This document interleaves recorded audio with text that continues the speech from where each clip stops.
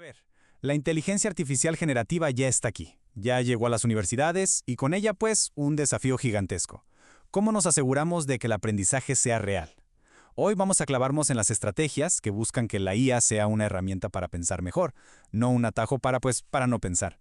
Vamos a analizar cómo se está rediseñando la enseñanza para darle respuesta a una pregunta que es fundamental. Y todo empieza con esta pregunta, que parece simple, pero es súper profunda. ¿De verdad es posible adquirir conocimiento genuino si le delegamos todo el esfuerzo mental a una máquina? Esta es la verdadera crisis que la inteligencia artificial ha puesto sobre la mesa, obligándonos a cuestionar la mismísima esencia del aprendizaje. Ok, para entender bien el problema hay que hablar de un concepto que es clave, la externalización cognitiva. Pensemos que es como si subcontratáramos el trabajo pesado del cerebro. O sea, cuando un estudiante le pide a una IA que le haga un ensayo, no solo se está ahorrando el trabajo, se está saltando el proceso neurológico que es básico para aprender. Y esto nos lleva a un efecto pero muy peligroso, la llamada ilusión de competencia. Al ver un texto súper elocuente y bien armadito que generó la máquina, una persona puede llegar a confundir eso con su propio entendimiento del tema. Se siente competente, pero la realidad es que el conocimiento no está en su mente. Entonces, ¿qué hacemos? ¿Prohibimos estas herramientas? ¿Intentamos cachar a quien las usa? Pues miren, todo apunta a que esa es una batalla perdida. La respuesta no puede ser reactiva, tiene que ser proactiva. No se trata de prohibir, sino de rediseñar por completo la forma en que enseñamos y evaluamos. Y justo aquí el contraste es clarísimo. Por un lado está el enfoque reactivo, el que se obsesiona con detectar el fraude usando herramientas que, seamos honestos, fallan un montón. Y por otro el enfoque proactivo, que se concentra en diseñar el aprendizaje desde el principio para que usar la IA de forma superficial simplemente no sirva de nada. Bueno, y todo esto nos lleva al mero centro de este análisis.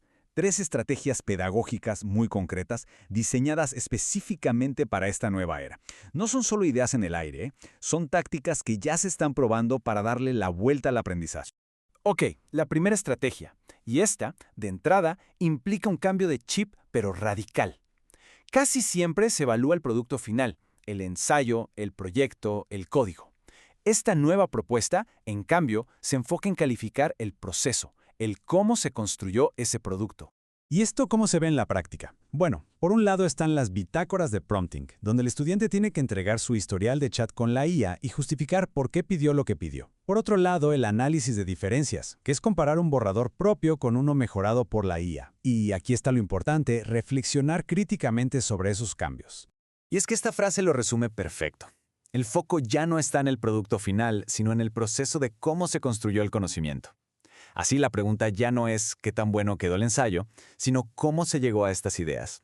¿Qué decisiones se tomaron en el camino? ¿Cómo se usó la herramienta para ir más profundo y no solo para salir del paso? Venga, vamos con la segunda estrategia, que ataca una duda, yo diría, fundamental. Después de usar todas estas herramientas, ¿dónde está realmente el conocimiento?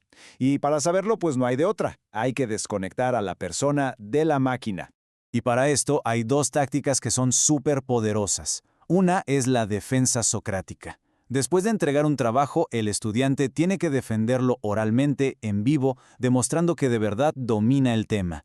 La otra es la evaluación invertida. Investiga en casa con todas las herramientas que quiera, pero el ensayo o el examen lo escribe en el salón, sin internet. La idea de fondo aquí es crucial, de verdad. A ver, el chiste de la educación es que el conocimiento se nos quede, que lo hagamos nuestro. Las evaluaciones orales y presenciales son, hoy por hoy, la mejor forma de asegurar que el aprendizaje de verdad ocurrió, y no está nomás guardado en la nube de una empresa de tecnología. Y ahora sí, llegamos a la tercera estrategia. Para mí, esta es quizás la más disruptiva, la más innovadora. En lugar de pedir que se use la IA para crear algo, la idea es darle al estudiante un texto hecho por IA y pedirle que lo destroce, intelectualmente claro.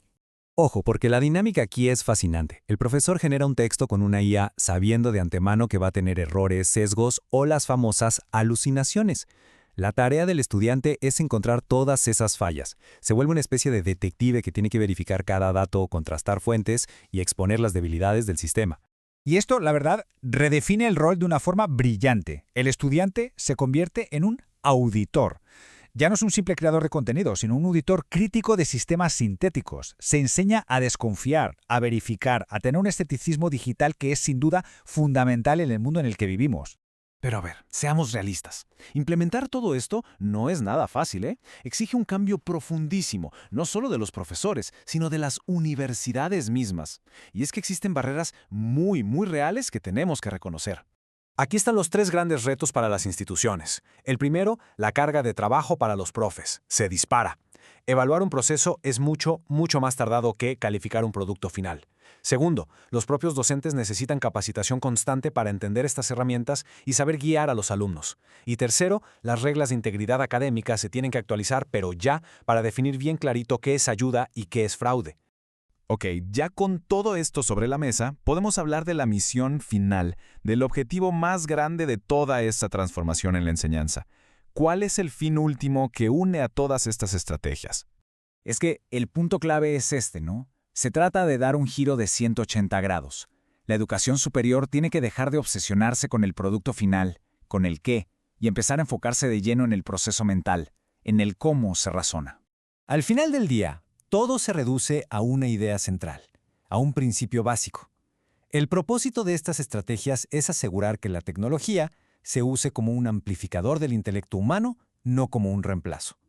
Se trata de formar mentes críticas que sepan usar herramientas superpoderosas sin volverse dependientes de ellas.